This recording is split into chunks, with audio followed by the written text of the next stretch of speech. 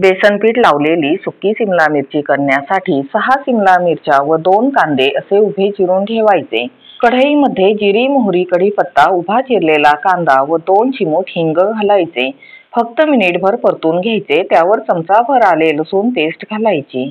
मग सिमला मिरचीचे काप टाकायचे। आता चमचाभर हळद, अर्धा चमचा लाल मिरची पावडर, अर्धा चमचा धना पावडर, अर्धा चमचा आमचूर पावडर व चवीपुरते मीठ घालायचे आणि छान परतून घ्यायचे।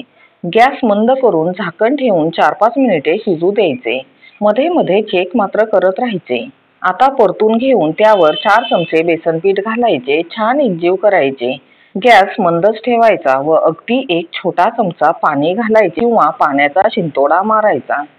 झाकण ठेवून वाफ द्यायची, पण मध्ये मध्ये सारखे चेक करत राहायचे। गरज असेल तर पुन्हा पाण्याचा शिंतोडा द्यायचा। अशा प्रकारे पीठ शिजेपर्यंत सिमला मिरची शिजवून घ्यायची।